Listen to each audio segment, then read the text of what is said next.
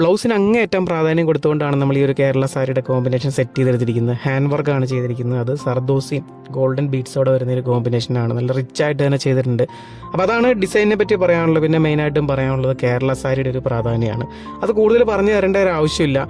നമ്മുടെ കേരളത്തിൽ നമ്മുടേതായിട്ടുള്ള ഫെസ്റ്റിവൽ അല്ലെങ്കിൽ വെഡ്ഡിങ് ഫംഗ്ഷനൊക്കെ വരുമ്പോഴത്തേനും അതിൽ നമ്മൾ ഏറ്റവും കൂടുതൽ പ്രിഫർ ചെയ്യുന്നത് കേരള സാരിയാണ്. നമ്മുടെ ഒരു ഐഡൻറ്റിറ്റിയാണ്. ഇപ്പോൾ എവിടെയാണെന്നുണ്ടെങ്കിൽ ഇന്ത്യയിൽ ഏത് സ്റ്റേറ്റ് ആണെന്നുണ്ടെങ്കിൽ ഈവൻ ഔട്ട്സൈഡ് കൺട്രിയിലൊക്കെ പുറത്തെ രാജ്യങ്ങളിലൊക്കെ ഏതെങ്കിലും ഒരു നമ്മുടെ ഓണം അതുപോലെയുള്ള വിഷു ഫംഗ്ഷനൊക്കെ വരുമ്പോഴത്തേനും അവിടെ നമ്മൾ നമ്മുടെ കേരളത്തെ നമ്മുടെ ഒരു ഐഡൻറ്റിറ്റി ആയിട്ട് നമ്മൾ കേരള സാരിയാണ് ഉപയോഗിക്കുന്നത്. അങ്ങനെയല്ലേ?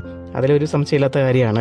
ഇപ്പോൾ ഒരാൾ കേരള സാരി എടുത്ത് നിന്ന് കഴിഞ്ഞാലും അത് സ്റ്റാൻഡ് ഔട്ട് ചെയ്യും. അതൊരു മലയാളിയാണല്ലോ എന്ന് നമുക്ക് എളുപ്പത്തിൽ തിരിച്ചറിയാനും പറ്റും. അപ്പോൾ അത് നമ്മുടെ സ്റ്റേറ്റിന് വേണ്ടിയിട്ട് നമ്മൾ ചെയ്യുന്ന ഏറ്റവും വലിയൊരു കാര്യം കൂടിയാണ്. പിന്നെ ഡിസൈനിലേക്ക് വന്നാലും പണ്ടത്തെ പോലെയല്ല. പണ്ട് സിമ്പിളായിട്ടൊക്കെയാണ് നമ്മൾ ബ്ലൗസ് ചെയ്തുകൊണ്ടിരുന്നത്. ഇപ്പോൾ ഒരുപാട് എക്സ്പെരിമെൻറ്റ്സ് ചെയ്യുന്നുണ്ട്. അതിനൊരു ഉദാഹരണം കൂടിയാണ് നമ്മൾ ഈ ഒരു ബ്ലൗസ് ചെയ്തേക്കുന്ന ഈ ഒരു ഹാൻഡ് വർക്ക് എന്ന് പറയുന്നത്.